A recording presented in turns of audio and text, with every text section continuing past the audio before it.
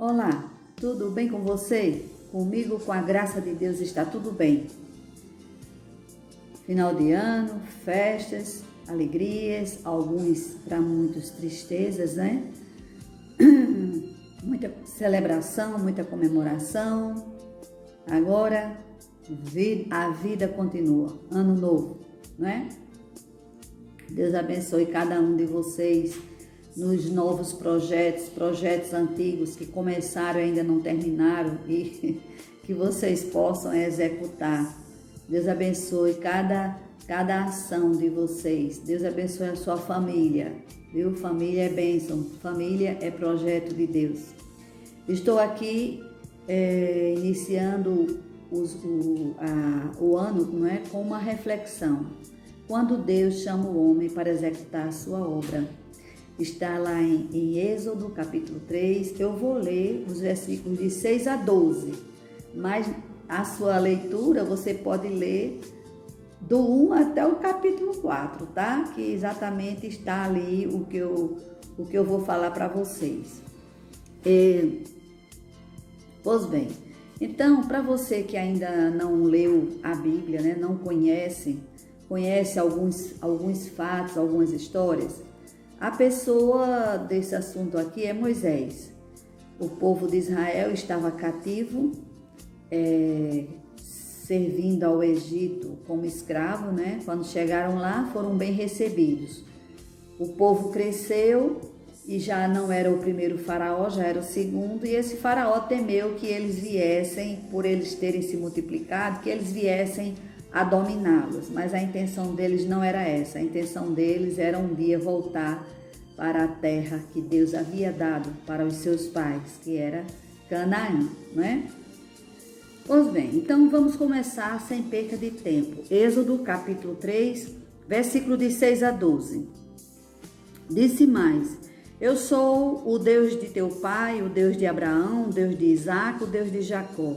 E Moisés escondeu o rosto porque temeu olhar para Deus. Então disse o Senhor: Com efeito, tenho visto a aflição do meu povo que está no Egito. Tenho ouvido o seu clamor por causa dos seus exatores, porque conheço os seus sofrimentos. E desci para o livrar da mão dos egípcios e para o fazer subir daquela terra para uma terra boa e espaçosa, para uma terra que emana leite e mel, para o lugar do cananeu, do Eteu, do Amorreu, do Perezeu, do Eveu e do Jebuseu. E agora, eis que o clamor dos filhos de Israel é vindo a mim, e também tenho visto a opressão com que os egípcios os oprimem. Agora, pois, vem, e eu te enviarei a Faraó, para que tires do Egito o meu povo, os filhos de Israel. Então Moisés disse a Deus: Quem sou eu, para que vá a Faraó e tire do Egito os filhos de Israel? Respondeu-lhe Deus: Certamente eu serei contigo. Isto te será por sinal de que eu te enviei. Quando houveres tirado do Egito o meu povo, servireis a Deus neste monte. Aleluia. O motivo desta reflexão é porque eu leio, né? Eu faço a minha leitura diária e eu leio, é o costume, desde a primeira vez, eu leio sempre do Gênesis ao Apocalipse, né? E o livro do Êxodo é o segundo livro da Bíblia, né? E quando eu cheguei aqui nessa passagem que eu acabei de ler para vocês, eu já conhecia, mas o Senhor tinha um motivo, assim, ele quis que não acontece, viu? Não acontece, isso não é comum. Então, ele me levou a fazer essa reflexão e eu já comecei a pegar o lápis e o papel e comecei a escrever e eu louvei ao Senhor, glória a Deus, por esta maravilha, né? Então vamos lá. A parte 1, quando Deus chama o homem para executar a sua obra. A parte 2, a reação do homem quando Deus o chama para executar a obra que é dele, né? E a parte 3, quando o homem diz: Eis-me aqui, Senhor. Pois bem, então no versículo 6, Deus, ele se revela. Então Deus se revelou, ele se identificou, ele dizendo quem ele era, não é? porque Moisés se aproximou daquela sarça que estava queimando, né? Assim, ele via aquele fogo e aquela planta continuava daquele jeito, não se consumia. Aí ele se aproximou para ver aquela maravilha, né? E Deus disse, Moisés chamou pelo nome, né? E ele foi ali, respondeu ao Senhor, e Deus já começou a se revelar. Chamou, se revelou, né? E ele disse quem ele era. Eu sou o Deus de teu pai, o Deus de Abraão, o Deus de Isaac, o Deus de Jacó, o Deus que teu pai conhecia. No versículo 7, ele vai dizer o motivo pelo qual ele se revelou. Ele estava vendo a aflição do povo dele que estava no Egito, estava ouvindo o clamor do seu povo, ele sabia o motivo do clamor, que era por causa dos seus exatores, né? Exatores era aquele que exige, que impõe, eram os cobradores dos impostos, né? No versículo 8, Deus diz o que ele veio fazer, porque ele estava ali e chamou Moisés, né? Ele desceu, ou seja, ele desceu do seu palácio, ele desceu do seu trono de glória para livrar o seu povo da mão dos egípcios, dos inimigos, dos opressores de Israel, para fazer subir daquela terra, para tirar o seu povo daquela terra, para levá-los a uma terra que emana leite e mel, terra boa, espaçosa, para o lugar do cananeu, do eteu, do amorreu, do perizeu, do eveu e do jebuseu. Lá no final eu vou falar acerca disso. No versículo 9, diz que chegou o tempo de agir. Agora, o clamor dos filhos de Israel é vindo a ele. E ele estava vendo a opressão com que os egípcios estavam oprimindo o seu povo. Não dá mais para esperar. Chegou o tempo de agir. O versículo 10. Deus delega autoridade para aquele homem que foi escolhido por ele, para executar o plano dele. Agindo Deus, quem impedirá? Ele diz para Moisés, vem e eu te enviarei a Faraó, para que tires do Egito o meu povo, os filhos de Israel. Eu acho tão lindo quando ele diz o meu povo, né? Aleluia. O pai, ele ama seu filho, ele se preocupa com o filho, ele quer ver seu filho bem, né? Aleluia, glória a Deus. Agora chegou a reação do homem quando Deus o chamou para executar a obra dele. No versículo 6, logo o primeiro versículo que eu li, Moisés escondeu o rosto, porque temeu olhar para Deus. Ele sabia que era um homem falho, um homem pecador, né? Então, no versículo 11, Moisés começa a se justificar, mostrando a incapacidade dele, que não é a pessoa certa para executar aquela obra tão grande. Gente, é Deus quem nos justifica. A Bíblia diz, quem tentará acusação contra os escolhidos de Deus? É Deus quem nos justifica. Romanos capítulo 8, versículo 33. É Deus quem nos capacita. A gente recua, a gente acha que a gente vai agir com as nossas próprias forças, os nossos planos. A gente tem nossos planos, mas os desígnios são de Deus, né?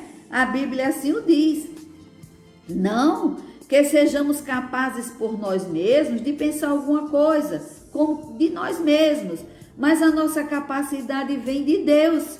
2 Coríntios capítulo 3, versículo 5. Lá no capítulo 31, versículo de 1 a 18, você vê no livro de Êxodo, você vai ver Deus capacitando, ensinando, orientando, mostrando o que Moisés deveria fazer. Ele escolhe pessoas para lhe dar inteligência, habilidade, capacidade para construírem o tabernáculo, não é? Aí é outra história mais para frente, não vamos entrar aqui, mas esse capítulo 31 aqui é uma bênção mostrando, né? O agir de Deus, aleluia, e Deus diz assim, olha, faça do jeito que eu estou mandando, né? Ali na construção do tabernáculo. No versículo, vejam bem, do versículo 12 a 22 desse capítulo 3 que eu li, Deus, ele garante, ele diz assim, certamente eu serei contigo. Deus ensina todos os passos que Moisés deveria dar. Então, aqui já era para Moisés ter dito sim, mas Moisés continua recuando, continua resistindo, aleluia. Entra no capítulo 4, que vai do versículo 1 ao 17. Moisés ainda insiste, dizendo, não vão crer em mim, eles nem vão me ouvir. Aí no versículo 18 do capítulo 4, ele acaba cedente e parte para executar a obra. Aleluia!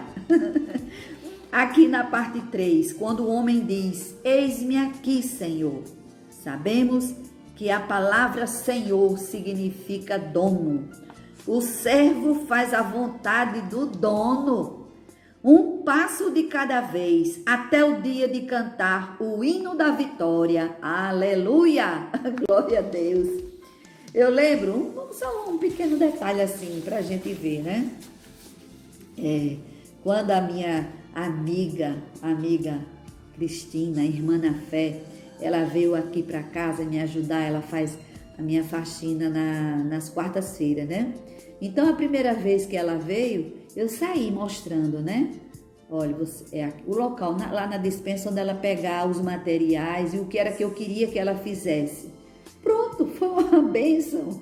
Eu falei, não precisou dizer mais nada. Ela é uma bênção, não vou me estender não. Minha amiga, irmã na fé, Cristina, é uma bênção. Então é desse jeito. Deus, ele ensina, ele mostra, porque ele é quem sabe o que ele quer, como ele quer. E ele já sabe o final da coisa se a pessoa fizer tudo como ele mandou, né? E aqui em Êxodo, capítulo 13, capítulo 14, versículo 13, o 14 e o 31, Moisés, isso aí já foi depois que Moisés partiu. Olha que eu comecei a ler o capítulo 3. Então, o resultado disso que Deus, tudo que Deus falou, concluiu-se no capítulo 14 e se estendeu até o 15, tá?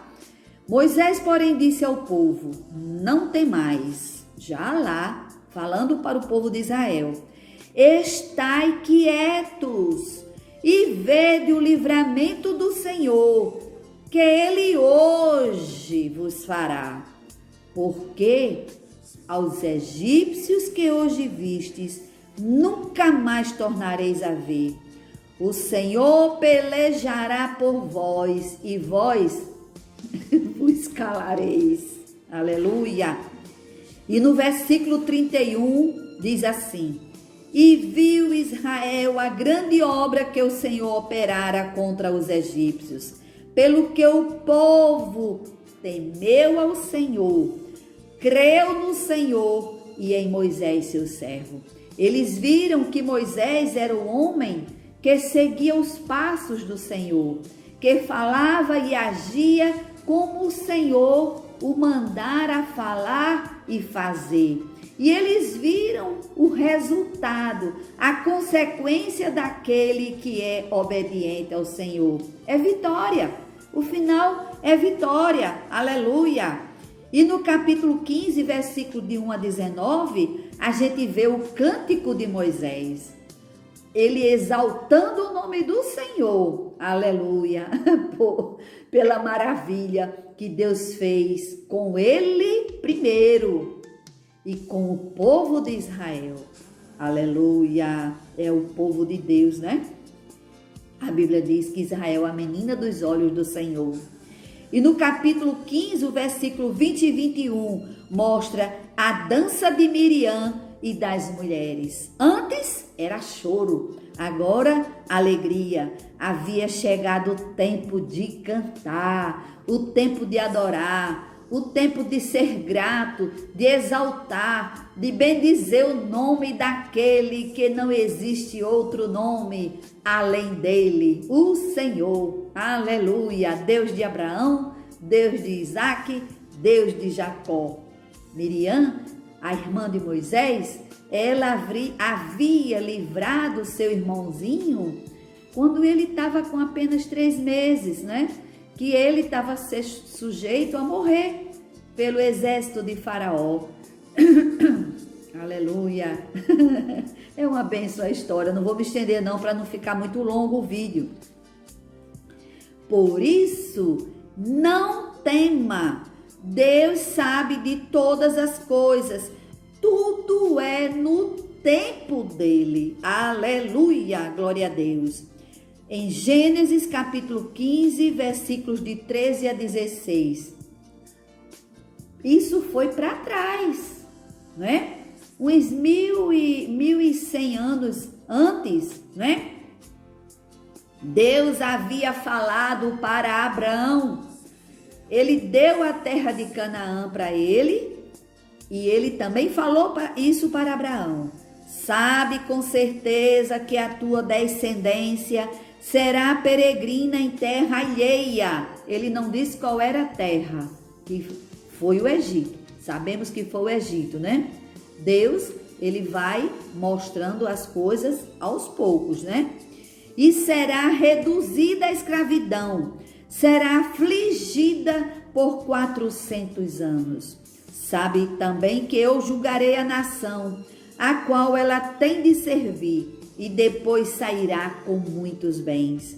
Tu, porém, irás em paz para teus pais, em boa velhice serás sepultado. Na 4ª geração, porém, voltarão para cá, porque a medida da iniquidade dos amorreus não está ainda cheia.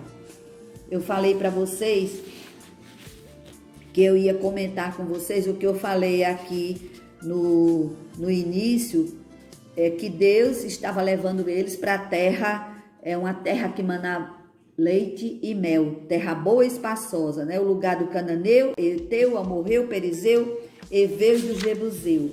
Deus, ele sabe de todas as coisas. Deus é onisciente, onipotente, onipresente. Ele é atemporal.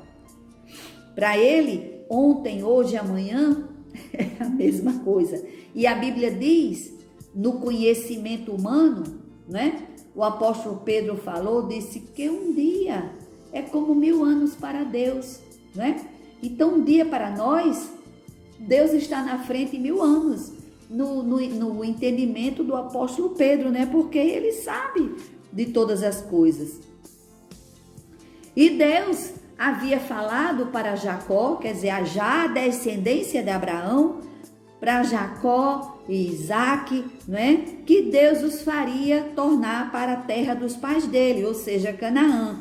Você vê em Gênesis 48, versículo 21, 22. E no Gênesis 49, 29 a 32, Jacó pediu para o sepultar em Canaã, porque ele sabia que o seu povo ia sair dali, voltar para Canaã. Em Gênesis 50, versículo 24 a 26, José, o que foi governador do Egito, aquele que foi vendido pelos seus irmãos, e Deus exaltou José naquela terra de escravidão, de sofrimento, né? José avisou os seus irmãos que estava morrendo. José morreu com 110 anos de idade. Ele foi para o Egito com 17 anos, um jovem, né? Inclusive pediu que levasse os ossos dele para Canaã, quando o Senhor os levasse de volta para Canaã. Olha que Deus falou para Abraão, disse assim: na 4ª geração voltarão para cá, porque a medida da iniquidade dos amorreus não está ainda cheia. Era um povo pecador, um povo que não temia a Deus, um povo que era violento. Eles, quando pegavam o inimigo, eles faziam perversidade, né? Deus, ele é longânimo, mas, como nós falamos aqui, há tempo. Há tempo para todo propósito, não é? E está lá em Eclesiastes capítulo 3. Aqui em Lucas capítulo 15, versículo 7, diz assim, Jesus falando: digo-vos que assim haverá maior alegria no céu por um pecador que se arrepende, do que por 99 justos que não necessitam de arrependimento. E ainda na carta do apóstolo Pedro, segundo Pedro, capítulo 3, versículo 9, o Senhor não retarda a sua promessa, ainda que alguns a tenham por tardia, porém é longânimo para convosco, não querendo que ninguém se perca, senão que todos venham a arrepender-se. Aleluia, aleluia, glória a ti, meu Pai. O amor de Deus é estendido a todos. A salvação todos estavam debaixo da graça, mas nem todos iam crer. Deus, ele é onisciente. A presciência dele, ele sabe de todas as coisas. Aleluia! Glória a Deus. Santo é o teu nome, meu Pai. Então, meu irmão, minha irmã, meu amigo, minha amiga, você que está me vendo, você que está me ouvindo, você que está, pelos lábios, né? Infelizmente, eu não tenho ainda um leitor que possa traduzir, né? Mas eu não sei qual é o teu problema, a tua situação. Lembre-se o que Deus falou para Moisés: certamente serei contigo. Aleluia. Jesus Cristo disse: eis que estou convosco todos os dias, até a consumação dos séculos. Ele disse: no mundo vocês terão aflição, mas tende bom ânimo. Eu venci o mundo. Aleluia. Jesus venceu. Ele nos dá condição de vencer. Qualquer que seja o problema de saúde, problema financeiro, problema familiar, problema nos teus estudos, problema de relacionamento, não é? Eu não sei. Problema com a nação, não sei. Eu não sei. O que eu sei é que eu não estou só. Você não está só. Você precisa crer. Deus é o Senhor. Deus quer o melhor para o seu povo. Ele cuida de nós. Ele cuida, ele está presente em todo momento na sua vida. Creia pela fé. Aleluia. Eu falei essa semana para minha amiga.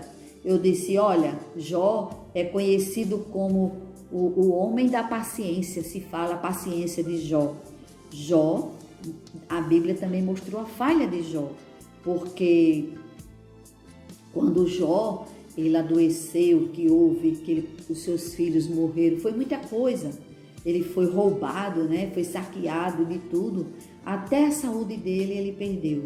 E ele disse assim: tudo o que eu esperava aconteceu. Então, Jó, ali, ele expressou uma fé, mas uma fé negativa. A gente tem que ter a fé positiva. Crer pelos olhos da fé, ver aquela situação mudada. E Deus permite. É muito importante a gente não murmurar, a gente aproveitar aquela situação de sofrimento, de tormento, de perseguição, para aprender, para ficar como experiência, não é? Aleluia. Então, creia em nome de Jesus, viu? Tudo que você quiser, você peça a Deus, exalte a Deus, agradeça a Deus pela sua vida, agradeça por esse momento que você está passando. Deus fala conosco no deserto. E agradeça a Deus pela vitória. que Ele vai te dar, pela restauração. Aleluia. Em nome de Jesus. Deus abençoe vocês. Até a próxima, se Deus quiser. Tchau.